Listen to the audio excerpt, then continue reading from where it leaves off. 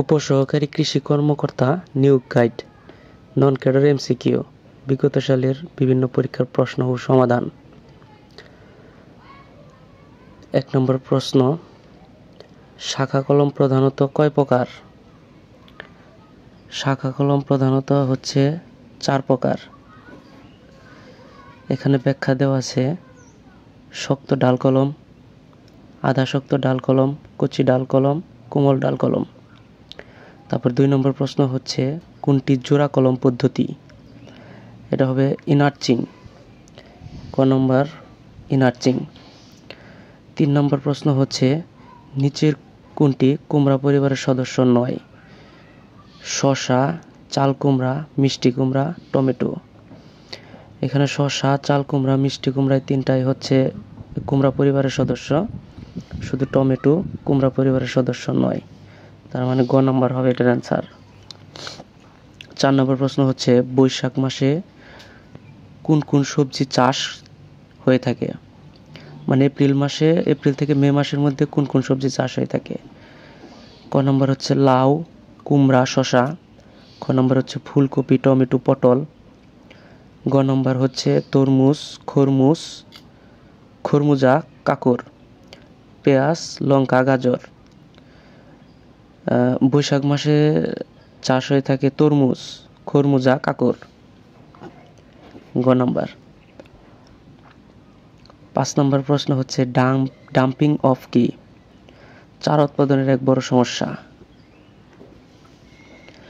6 নম্বর হচ্ছে আমের জন্মস্থান কোথায়?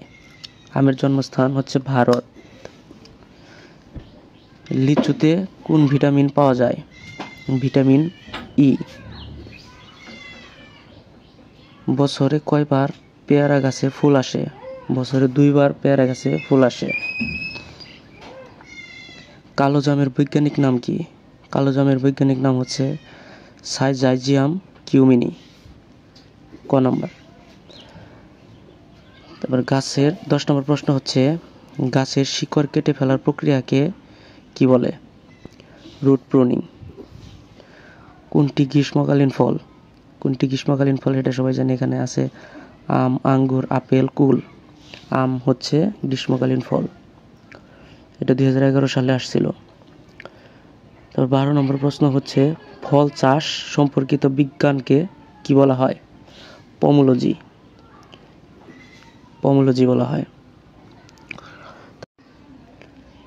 তারপরে এই পাশে আছে হচ্ছে উচ্চ ফলনশীল জাতের বেগুনের নাম কি? উচ্চ ফলনশীল জাতের বেগুনের নাম হচ্ছে সিংনাথ, এটা হবে ক নাম্বার।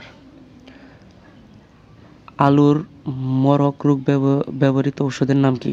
আলুর মরক রোগে ব্যবহৃত ওষুধের নাম কি? Dithane M45।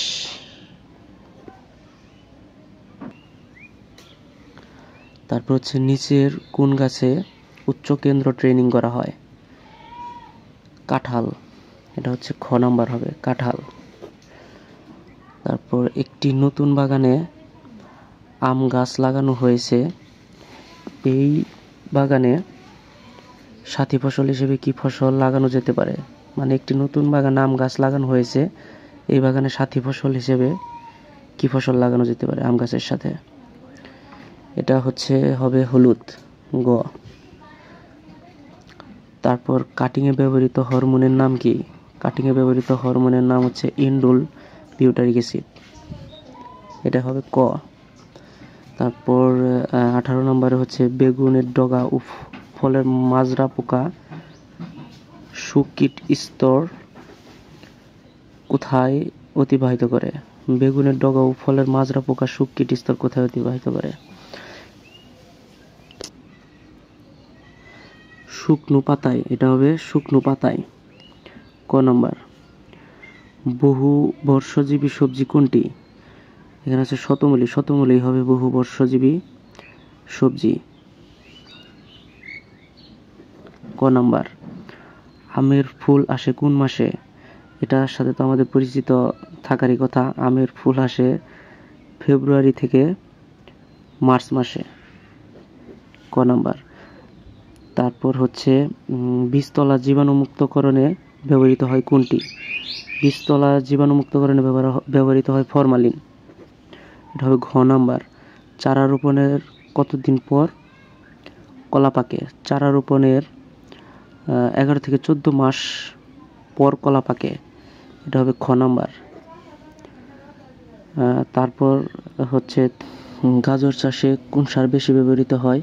এটা আমি বলছিলাম সালফার, কিন্তু না, এটা হবে হচ্ছে ক নাম্বার, পটাশ। আর আজকের জন্য এই পর্যন্তই। আমরা আবার আগামীকাল পরের পেজ পড়ব। ধন্যবাদ।